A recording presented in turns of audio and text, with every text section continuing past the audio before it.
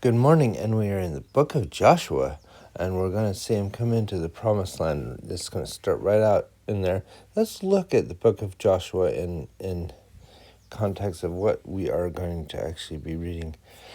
The book of Joshua recounts the Israelites' entrance into the promised land under the leadership of the prophet Joshua. This book demonstrates the Lord's faithfulness in keeping his covenant with Abraham to give the Israelites the promised land. It also describes Israel's covenant responsibility to remember the Lord and keep his commandments. The book can be divided as follows: Joshua 1 through 12, Israelites' entrance into and conquest of the promised land. We'll read 1 through 8 of these, and we'll look at 9 through 12 as the chapter headings as well. And settlement of the promised land. And then finally, Joshua's final exhortations and renewal of the covenant. So we're going to cover those. I think we're covering 23 and 24, and we're covering a couple in the settlement of the promised land.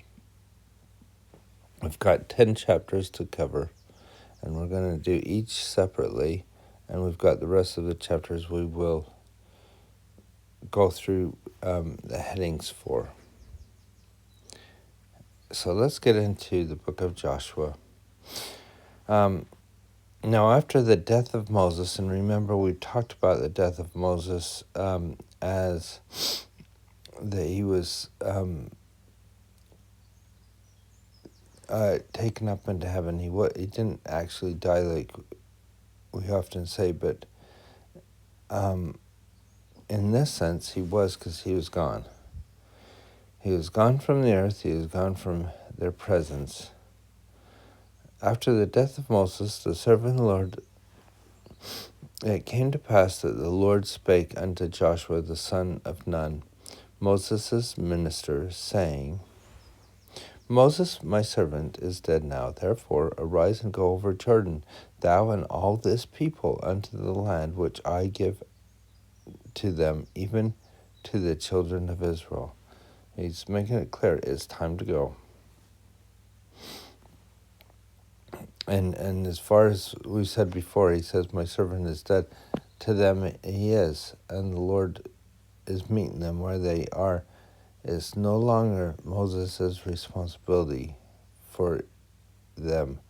It is now Joshua's. Every place that the sole of your foot shall tread upon, that I have given you, as I said unto Moses. From the wilderness of Lebanon even to the great river, the river Euphrates, all the land of the Hittites unto the great sea towards the going down of the sun shall be your coast, or your borders. There shall not any man be able to stand before thee in all the days of thy life. As I was with Moses, so I will be with thee. I will not fail thee, nor forsake thee. That's a great promise. It's a promise that we should remember. This is something that we have taught many times in our Sunday lessons, is that the Lord is with us, and if he's with us, he will not fail us or forsake us. Be strong and of a good courage, for unto this people shalt thou divide an inheritance for an inheritance the land which I swore unto their fathers to give them. Again, reminding them that this is something that he has prepared from Abraham and Isaac and Jacob over 400 years before. In fact, almost 500 years before. Only be thou strong and very courageous, that thou mayest observe to do according to the law which Moses my servant commanded thee. Turn not from it to the right hand or to the left, that thou mayest prosper whithersoever thou goest. Notice what he says here. He says to be strong and courageous, but he also says, turn not to the right or the left. In other words, follow the path that I've given you. And then he promises them that thou mayest prosper whithersoever thou goest. I think that's a good lesson for us today, to remember to focus our attention on what the Lord wants us to do and do that thing, not going to the right hand or the left, not going and going, well, it's all right that the prophet said that, but I'm going to do this or I'm going to do that. No, we follow that and then we will prosper. And that's not the only time we hear that. Remember, Nephi and Lehi both have that promise that if they do what the Lord wants them to do, then they will prosper in the land. This is the book of the law. This book of the law shall not depart out of thy mouth, but thou shalt meditate therein day and night, that thou mayest observe to do according to all that is written therein. For then shalt thou make thy way prosperous. There's that word again. And then shalt thou have good success. Now, what is the book of the law? Well, often it is considered the 4 books of Moses, the Pentateuch. But if you look at it as far as what they probably had is at least Deuteronomy, where Moses had told them all the law all again before they went into the land. And I love the fact that it says, this book of the law shall not depart out of thy mouth. Meaning you just don't teach it, but you live it. That's what I get from it. But thou shalt meditate therein day and night, and observe to do according as it is written. So there's the things that we do. We don't just teach it, but we live it. And we think about it, and we do it. And when we do those things with the scriptures, then our way is made prosperous and we have good success. I believe that strongly in my own life, that some of my greatest successes come from doing those things that I've learned in the scriptures. Have not I commanded thee? Be strong and of good courage. Be not afraid, neither be thou dismayed. For the Lord thy God is with thee, whithersoever thou goest. We used to have bunk beds for my teenage girls when they were teenagers. They're grown up now. But when they're younger, they had this bunk bed situation. And when we dismantled the bunk beds when they were moving out, one of the things that's noticed is that on the slats underneath the bunk bed, between the top bunk bed and the bottom, there was a lot of little notes and things that they wrote. Some of them were things like, oh, my sister stinks, and things like that, like teenage girls like to do, just teasing each other. But one of the things that was in there was written, have I not commanded thee, be strong and of good courage, be not afraid, neither be thou dismayed, for the Lord thy God is with thee, whithersoever thou goest. And that really touched me, that was something that they found so important that they would write it down where they could see it and remember it.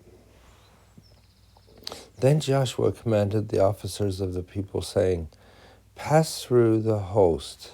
And when they say host, that just means throughout all of the people, all the encampment of Israel, and command the people, saying, prepare you victuals or food, for within 3 days ye shall pass over this Jordan, to go and possess the land which the Lord your God giveth you to possess it. And to the Reubenites and the Gadites and half the tribe of Manasseh spake Joshua, saying, now this is, remember, to the people that have their promised land now. Remember the word, notice the word remember, which Moses, the servant of the Lord, commanded you, saying, the Lord your God hath given you rest, and hath given you this land. Your wives and your little ones and your cattle shall remain in the land which the Lord gave you on this side of Jordan. But ye shall pass before your brethren, armed with mighty men of valor, and help them. So they're going in with them, and they're going to be a great support for them in conquering the land for all of the rest of Israel. Until the Lord had given your brethren rest, as he hath given you. And they also have possessed the land which the Lord your God giveth them. Then ye shall return unto the land of your possession and enjoy it, which Moses, the Lord's servant, gave to you on this side of Jordan. This side Jordan toward the sun rising. Meaning, once you've helped out, you go back and enjoy what you've been given. And they answered Joshua, saying, all that thou commandest we will do, and whithersoever thou sendest we will go. Isn't that a wonderful promise? Wouldn't it be good if we turn to the prophet and says, whatever thou commandest us, we will do, and wherever thou sendest us, we will go. And I hope that that is the heart of every young man or young woman that wants to go on a mission, that they will do and go where they are blessed to. And I think we saw that especially in 2020, when so many missionaries would get a call to one place and then they had to go somewhere else and do something else that was totally different to what they thought they'd be doing. According as we hearkened unto Moses in all things, so will we hearken unto thee. Only the Lord thy God be with thee, as he was with Moses. Whatsoever he be that whosoever he be that doth rebel against this thy commandment, and will not hearken unto thy words, in that thou commandest him, he shall be put to death. Only be strong and of good courage. And there again, how many times have they said that? Not only here, but in Deuteronomy, they kept bringing that up. I put a note there under be put to death, and that is that, think of it as a martial law. When you're in a military operation and somebody is threatening your own lives, there is a different law than somebody saying, well, I don't feel like doing this or that.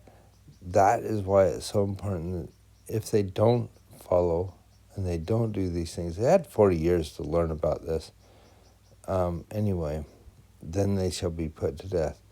It's important that they do this or they're risking other people's lives. And that is something that is